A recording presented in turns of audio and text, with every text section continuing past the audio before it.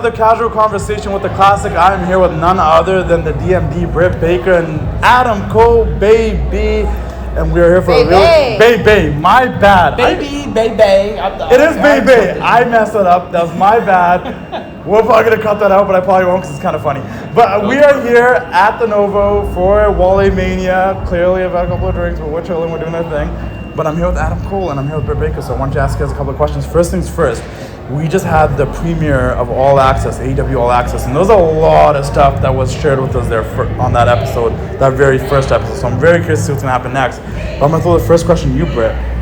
How do you feel about that first episode? Do you feel like you shared too much? There was a lot of Thunder Rosa talk. Like, how do you feel about that first episode of All Access? No, I don't, because if you just pay attention to what I actually said. Yeah. All I said is, why is an individual who religiously every day calls herself the AEW Women's World Champion and reminds herself, I'm the champion, not the interim champion, is able to travel to Comic-Cons and seminars and appearances, but not come to work, not come to AEW where you are the champion of, where even if you can't wrestle, you can do promos, you can do commentary, you can even just show your face in the women's locker room and say, hey guys, I'm here for you.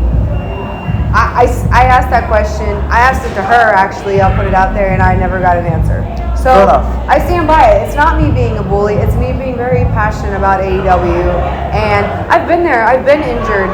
It fucking sucks. It really, really does. But still, you have to remember you're there for your company, and you got to be a team player and be there for everyone else, even though you're not just in the ring.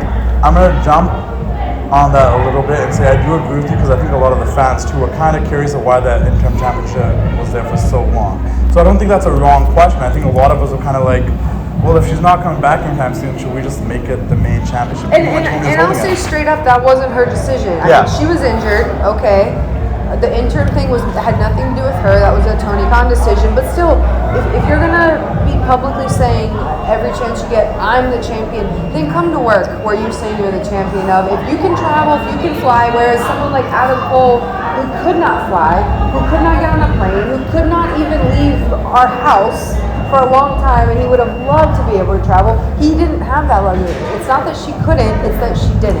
100%. Let me ask you a quick question.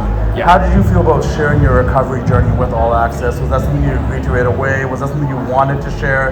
Because you were gone for a long time, and you know, you were in AEW. That seemed like they were setting up a whole bunch of stuff, and next, obviously, you got hurt, and things kind of fell through the cracks. But like, were you open to sharing all that journey coming back? So, because it must have been really like emotional and hard for you. It was incredibly intense. Like initially, I was not like, I thought for sure, I'm like, there's no way I would want to share this.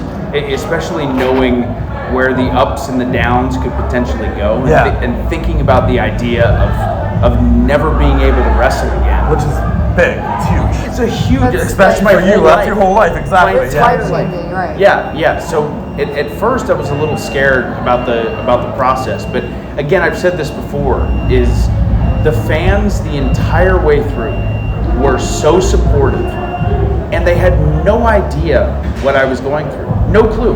They knew I was injured, but they had no details on how severe. I can vouch for that because we didn't. We had no idea. Yeah. Right. And still, so many people saying, I hope Adam Cole's okay. I don't care if he never wrestles again. I just want him to be healthy. Yeah. So to me, in my mind, I'm thinking, I want the audience to know everything that I went through.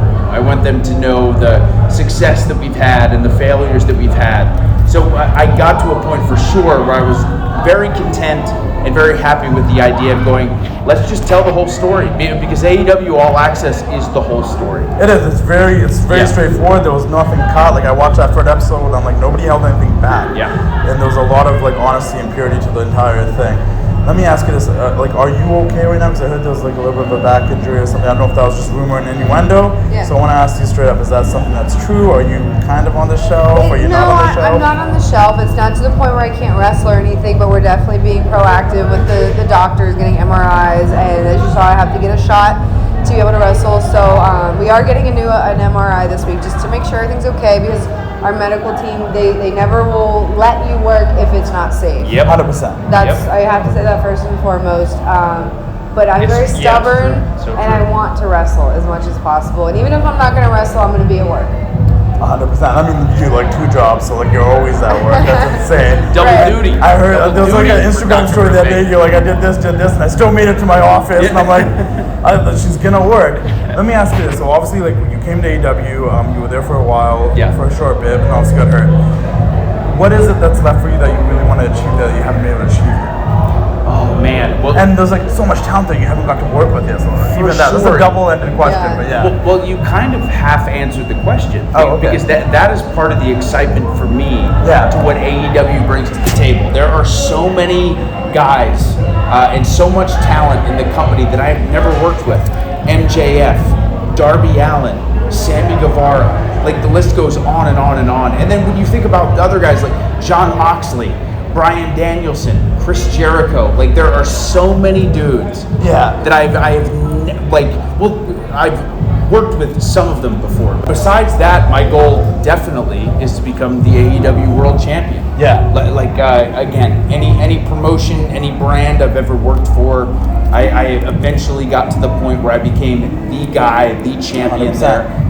And AEW, it's the exact same goal. No, and Exact same after that, goal. I saw you as Ring of Honor champion out Yep. facing Kyle O'Reilly. I've seen you as the NXT champion. So I saw you wrestle out of Page for the AEW World Championship. And I feel like now that you're back, like you can actually achieve that goal, and there's so much time there for you. Yes. How does it feel for you having your friend, your partner, Jamie Hayter as a champion? Are you happy for her as a part of you that wants to be back at that mountaintop again, or? Yeah. No, so to see Jamie Hayter kind of even touching the potential Yeah. that I knew she had from the day I wrestled her on the Indies in a very small promotion called Eve in the UK. This is the coolest thing ever because I had a very small piece in getting her to AEW, but then the rest, she took it and ran with it because she is so freaking talented. She is one of the best women's wrestlers in the world. She is one of the baddest women's wrestlers in the world, and she's one of my best friends. So I'm so happy because she deserves this and then some. But this is all her. She had this in her. All she needed was the opportunity and the platform. That's all she needed. And here she is. And the fans, Jamie Hayter chants are some of the loudest chants you will hear at Every an AEW week. show. 100%. Every week. And it's like, it's the coolest thing ever. And even just to be a small part of that, I'm so proud, I'm so happy. And I will hold those Jamie Hayter signs till the day I die, because that is my girl. We're gonna go to old school stuff in a second, but I want to ask you one really quick question. I'm gonna put some weight on your shoulders because it's a question that people want to know, and I want you to like defend it to an extent. Because sometimes in the community, sometimes the women's division AEW gets a lot of flack. Yeah. So for you to like, what do you think, and like, what is the positive thing about the women's division AEW? How do you think it's doing? So I think the women's division, if you just take myself for example, I've been pushed as the face of the women's division since day one. And at day one, I probably was not equipped and ready for that spot. I'd never been a TV wrestler. I've never really cut a promo where I knew what I was doing, knew what I was talking about. Just my growth, personally, which was with the help and the guidance of All Elite Wrestling and Tony and the coaches and the vets there and the legends that we have working with us.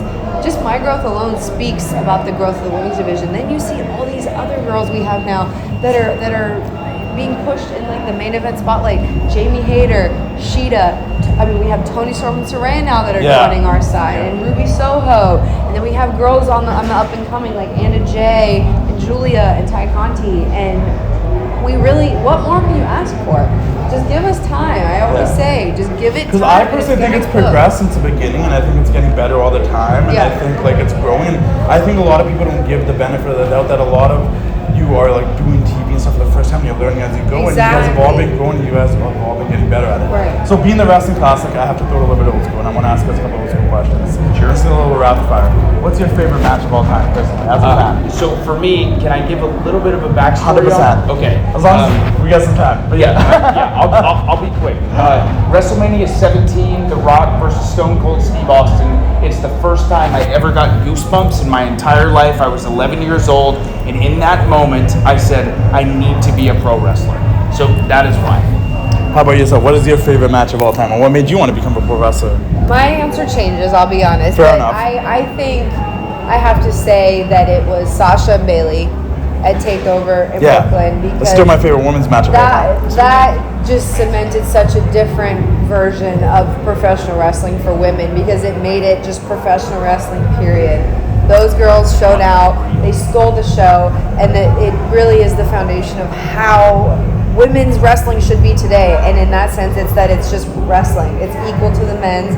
You can steal the show, it's main event, and for me, that made me so hungry to be in that same spot clearly, they were in. you both grew up as wrestling fans, so this will be the very final question. We'll go back and forth. Do you feel like you made your younger self proud? I hope so. Like if you talk to like 15, 16-year-old Adam, your real name, but Adam Cole. Yeah. Do you feel like you made him proud?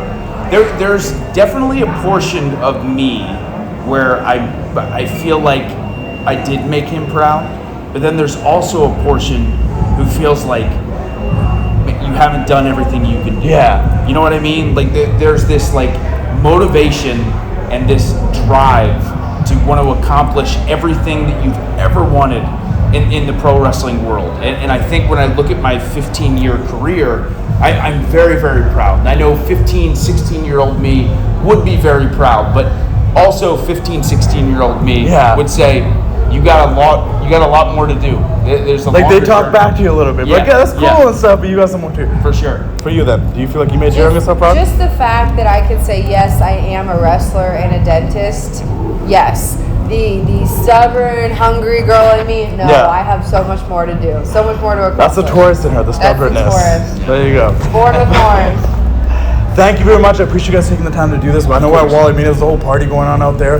We're in here doing this. I appreciate you guys taking the 10 minutes or 12 minutes, whatever we took to do this. Thank you very much, and catch you guys all next time. Ooh, yeah. There you go. It's time to say goodnight. We sincerely appreciate your patronage and hope we've succeeded in bringing you an enjoyable evening of entertainment. Please drive home carefully and come back again soon. Good night.